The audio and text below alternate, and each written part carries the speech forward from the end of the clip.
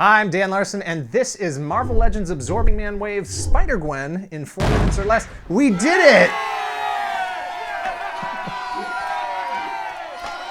Spider Gwen, or more appropriately, Spider Woman, is Gwen Stacy from an alternate reality Earth timeline where she was bitten by the infamous radioactive spider instead of Peter Parker. It's a fun and fascinating interpretation of a character that, in the Marvel Universe proper, was killed by the Green Goblin while fighting Spider-Man. Should I have said spoiler alert on that? The death of Gwen Stacy was published in 1973. I feel like the statute of limitations has expired. Spider-Gwen's alternate timeline answered questions like, who would Gwen have been if she hadn't died? What happens to Peter Parker's pent-up, bully-tortured rage if he doesn't become Spider-Man? And which Avenger is most likely to provide you with a spider costume and web shooters if you can't make them yourself? As a figure, she's built with the smaller female Marvel Legends body, which has her standing a bit shorter than Spider-Man and the Jessica Drew Spider-Woman, which is exactly where she should be. She's a teenager after all, and those other Spider folks are full-grown adults. The masked head has some very soft pink around the classic Spider eyes, something that should have been impossible for Hasbro to achieve based on their previous work. She has a hood which doesn't limit her head from turning, and it's removable when you want to switch to the hood down look. She comes with an alternate unmasked Gwen Stacy head featuring her trademarked bangs and headband. Having purchased mine online, I count myself extremely lucky that her eyes are both pointing in the same direction.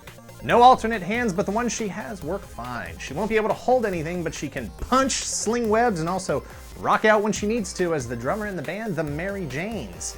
But let's not overlook the real story here, and that's the fact that Toy Galaxy called it back in June of 2015, prior to the July 2015 announcement of the figure at San Diego Comic-Con. I don't know anything about toy manufacturing, but I'm pretty sure someone was watching the show, and that 30 days is more than enough time to design and prototype a 6-inch action figure. And that's where I think you have to give credit to Hasbro. For all their perceived and real production shortcomings, for all the figures that they have teased but never released, this is a case where they properly recognized consumer demand, followed through and delivered an excellent figure a mere 2 years after she was introduced in the comics, with no expectation that she was going to be as popular as she became. There are some minor paint issues with my figure, but that doesn't bother me as a collector.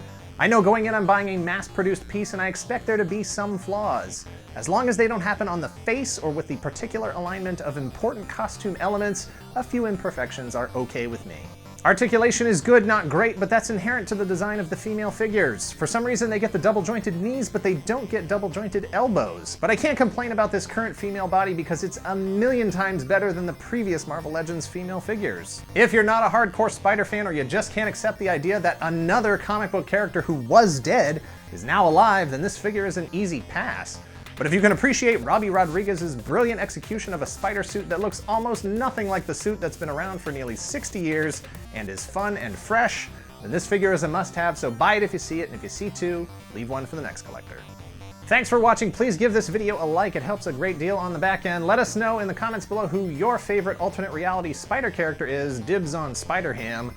And please subscribe and share this video in this reality and any other realities you have access to. That's not funny, don't laugh at that.